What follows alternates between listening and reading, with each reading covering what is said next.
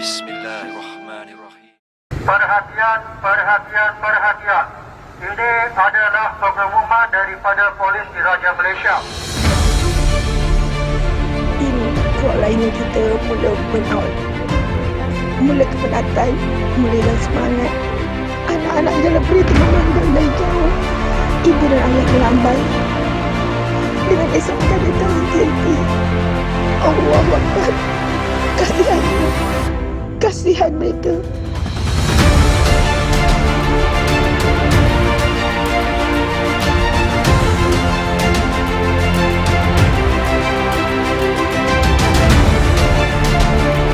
Malaysia mencatatkan kes novel coronavirus pertama. Malaysia mencatatkan 2 kes terbang novel coronavirus, termasuk 1 kes membabitkan seorang rakyat tempatan.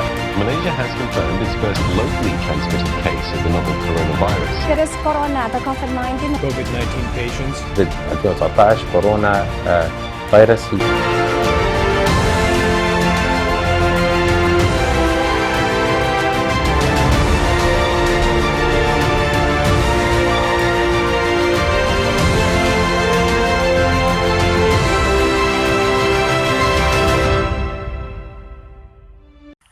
Wabak baru, cerita baru. Novel coronavirus ataupun COVID-19 yang berlaku pada hari ini telah mula dikesan pada awal Disember tahun lepas. Dan wabak ini telah dikenal pasti sebagai satu wabak yang pandemik ataupun wabak yang dijadikan oleh satu dunia tentang wabak ini. Wabak COVID-19 ataupun wabak coronavirus yang berlaku pada hari ini ni bagaikan wabak yang tiada penghujungnya. Kerana sehingga kepada hari ini terdapat negara-negara yang sedang berhadapan dengan COVID-19, terutama sekali negara kita yang sedang mendepani wabak yang kian berlaku. WHO telah mencatatkan pada awal Disember tahun lepas hingga ke hari ini terdapat 210 negara yang telah merekodkan kes COVID-19, dan daripada itu terdapat 5.65 juta penduduk yang terkesan dengan pandemik COVID-19. Dan saya akan meneruskan perbincangan ini sebentar saja lagi. Okey, hari ini saya berpeluang untuk mendekati salah seorang belia kampung Sungai Gatom untuk saya mendapatkan maklumat ataupun kesedaran tentang pandemik COVID-19 berdasarkan komuniti kampung Sungai Gatom ni. Okey, bersama dengan saya saudara Lokman Hakim, dan saya akan bertanyakan serba sedikit berkenaan dengan COVID-19. Okey, Lokman, saya nak bertanyakan tentang apakah yang anda boleh lakukan sekiranya pandemik COVID-19 ini berlaku dalam komuniti kampung Sungai Gatom. Okey, Assalamualaikum warahmatullahi wabarakatuh. Saya sebagai belia komuniti di kampung Sungai Gatom ni bolehlah sebut sedikit membantu penduduk-penduduk di Sungai Gatom. Kebanyakan perkampungan ni kebanyakannya ialah warga emas. Jadi saya ni sebagai belia ni berperanan lah dalam menjaga sedikit sebanyaklah dalam menjaga kesihatan warga emas. Jadi apa yang saya boleh lakukan di sini ialah saya akan memantau warga emas yang tidak berpeluang untuk mendapatkan bantuan, dan saya akan salurkan maklumat ini kepada ketua kampung untuk mendapatkan bantuan. Seterusnya apa yang saya boleh lakukan ialah kebanyakan jiran-jiran saya di sini ialah warga emas. Jadi semasa PKP ni anak-anak mereka tidak berpeluang untuk balik ke rumah. Jadi sayalah sebagai pengganti mereka untuk membelikan barang-barangan dapur dan sebagainya. Itu saja. Okey, berdasarkan apa yang Lokman sampaikan tadi, bahawa Lokman cuba untuk menyampaikan ataupun menyalurkan maklumat mereka yang terputus bekalan makanan dan sebagainya kepada pihak yang bertanggungjawab. Jadi, okey, untuk soalan yang keduanya yang saya ingin tanyakan adalah apakah langkah-langkah yang mungkin Lokman fikirkan boleh dilakukan oleh penduduk kampung Sungai Gatom, khususnya mereka-mereka yang dah berusia dan sebagainya.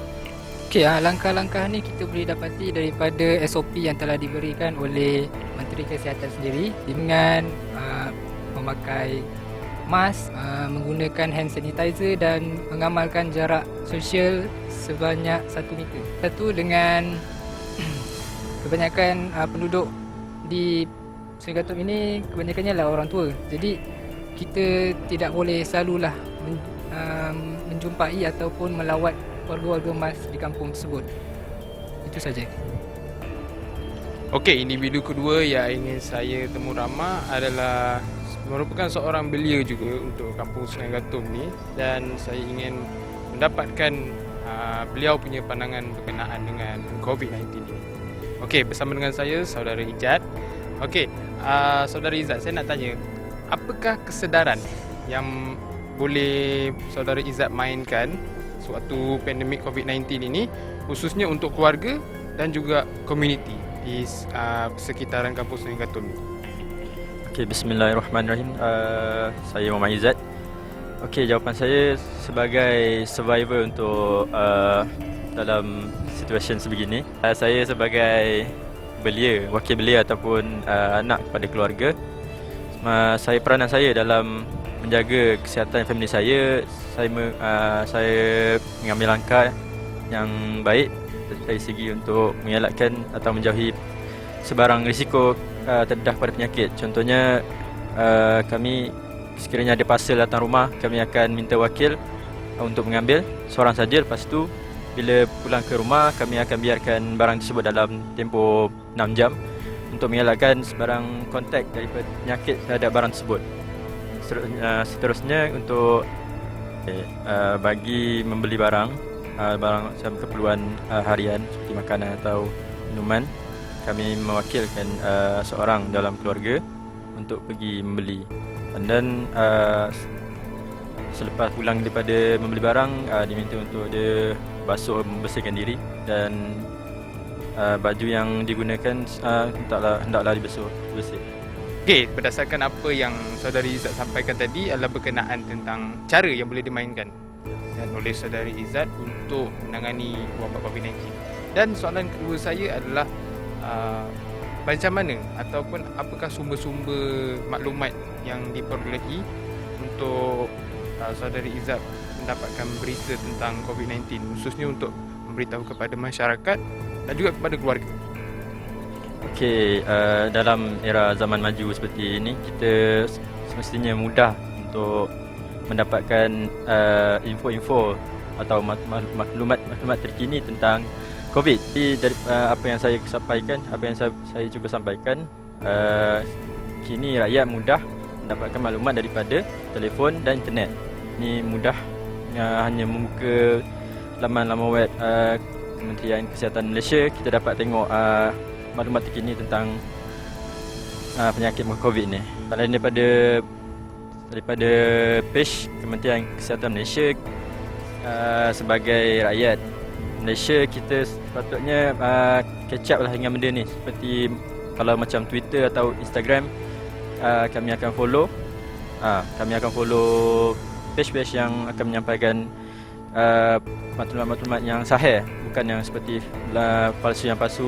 Janganlah mudah percaya dengan maklumat dengan semudah-mudahnya.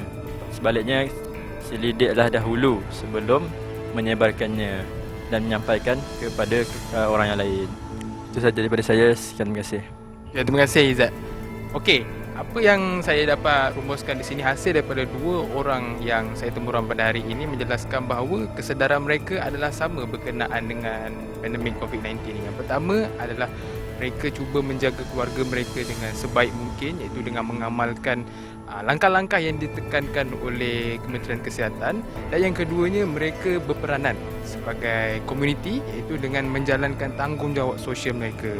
Okey, itu sahaja yang saya dapat kongsikan pada hari ini, dan saya akan kembali dan seterusnya saya akan menyampaikan sedikit sebanyak maklumat lain berkenaan dengan COVID-19. Terima kasih. Okey, ini adalah pasaraya yang saya maksudkan. Saya tak boleh buat rakaman masuk ke dalam pasaraya ni sebab dia tak bagi untuk kita buat rakaman di dalam pasaraya ni. So apa yang saya dapat perhatikan ialah pekerja dia juga mempunyai kesedaran dengan memakai penutup hidung dan mulut. Lepas tu dekat luar kedai tu dia ada sediakan tempat tulis nama dan juga hand sanitizer seperti mana yang ditetapkan oleh SOP KKM. Lepas tu dekat dalam tu juga kita ada penjarakan sosial. Lepas tu dia mula untuk meletakkan crossbar di situ untuk mengelakkan crowded masyarakat lalu lalang, dan di situ kita dapat lihat pengunjung yang masuk ke dalam kedai itu akan beratur dulu, menulis nama, dan dia akan di-scan suhu badan tersebut untuk mengetahui sama ada pengunjung tersebut sihat atau tidak. Lepas tu baru dilepaskan masuk ke dalam pasaraya. So itulah langkah-langkah penjagaan. Okay, apa yang sedikit mengecewakan adalah terdapat segelintir masyarakat yang tidak peka terhadap kesedaran. Dalam kita ada juga masyarakat yang cuba ikut SOP, dan di sini terdapat kanak-kanak dan juga orang dewasa yang bergaul untuk bermain futsal tanpa ada penjarakan sosial, dan ini akan membawa kepada sumbangnya kepada masalah COVID. Berdasarkan tentang apa yang saya kongsikan di video-video ataupun di rakaman-rakaman yang lepas, saya mendapati bahawa kesedaran masyarakat terhadap bahayanya ancaman COVID-19 ini pada tahap 90%. Okey, justru itu saya ingin menekankan kepada masyarakat di luar, kita boleh melakukan 3 perkara utama. Yang pertamanya kepada diri sendiri, kedua kepada keluarga kita, dan ketiga kepada komuniti kita. Okey, bila kita cerita tentang kesedaran individu ataupun apa yang boleh dilakukan oleh individu, kita ada 3 garis panduan yang ditetapkan oleh KKM dan juga WHO. Yang pertamanya, kita perlulah kerap mencuci tangan. Kedua, kita perlulah memakai topeng penutup hidung dan mulut. Ketiga, kita perlulah ada satu penjarakan sosial. Kaedah ataupun cara mencuci tangan yang terbaik telah ditetapkan oleh WHO dan juga KKM. Okey, di mana kita ada step-step yang telah ditetapkan. Jadi kita perlu menggosokkan kuku kita di tapak tangan, cuci belakang tangan, di celah-celah jari dan sebagainya. Dan tempoh mencuci tangan yang paling efektif ataupun yang paling berkesan untuk membunuh kuman-kuman yang ada di sekitar tangan kita ini adalah selama 20 saat. Okey, kita mencuci dalam masa 20 saat. Okey, sebab tu kita mencuci tangan tersebut, kita perlulah ada ejen pembunuh kuman, iaitu sabun. Okey, sekiranya kita berada di luar, kita tiada kemudahan air dan sabun, kita boleh menggunakan hand sanitizer. Okey, hand sanitizer ni kita boleh dapatkannya di farmasi. Spesifikasi yang ditetapkan oleh WHO adalah pada kadar 70% alkohol di dalam hand sanitizer ini yang berkesan untuk membunuh kuman. Kaedah kedua iaitu kaedah penggunaan topeng penutup hidung dan mulut. Penggunaan topeng penutup hidung dan mulut adalah bersesuaian kepada 2 orang. Yang pertamanya mereka yang bergejala, yang kedua mereka yang sihat.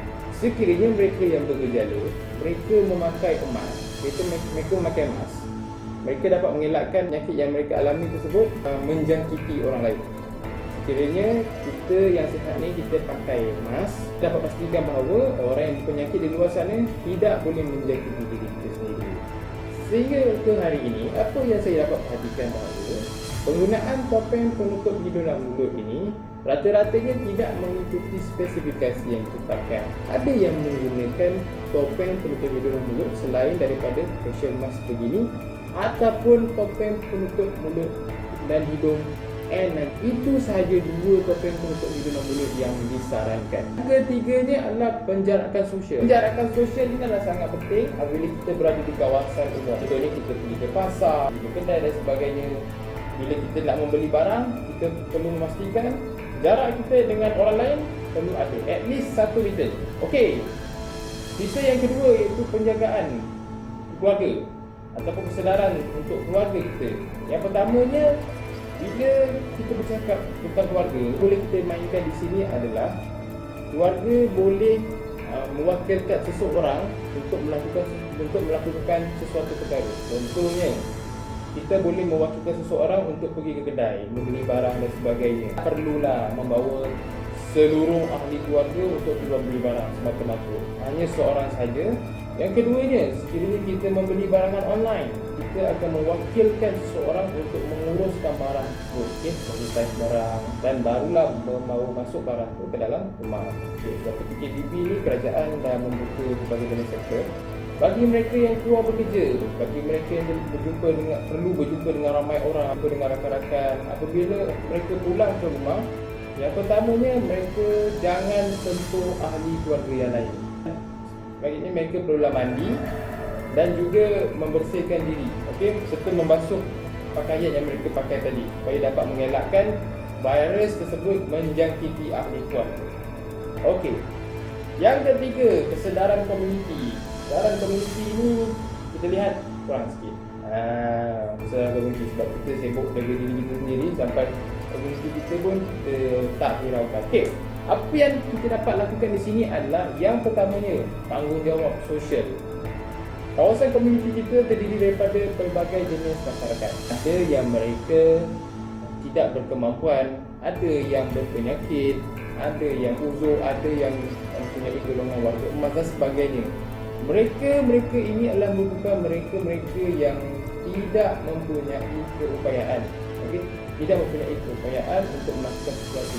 Justru daripada itu, diri kita sendiri kita dapat membantu dengan menyalurkan maklumat ini kepada ketua kampung ataupun kepada mereka-mereka yang berkuasa untuk memberikan bantuan kepada mereka yang tidak berupaya ini. Yang kedua, apa yang boleh kita lakukan adalah kita dapat menyampaikan mesej, okay? Dengan cara menghantar kopi kawalan pergerakan ke dalam WhatsApp, ataupun kita menghantar cara mencuci tangan, penjarakan sosial, pemakaian pakaian penutup hidung dan mulut ini ke dalam grup WhatsApp, komuniti dan sebagainya. Itu adalah langkah kecil yang boleh kita ambil untuk kita dapat menyedarkan masyarakat. Apa yang dilakukan sendiri oleh komuniti saya ini, mereka melakukan edaran flyers yang terdapat di dalam tu. Yang pertama ini adalah cara mencuci tangan, tidak boleh keluar rumah, penjarakan sosial, sekiranya melakukan aktiviti di luar, perlulah memakai pakaian penutup hidung dan mulut. So, itu adalah merupakan satu langkah yang efektif untuk mengedarkan masyarakat. Jadi saya itu sahaja perkongsian saya untuk hari ini. Terima kasih kerana memberikan perhatian. So, kita perlulah. Okay, sekian saja daripada saya.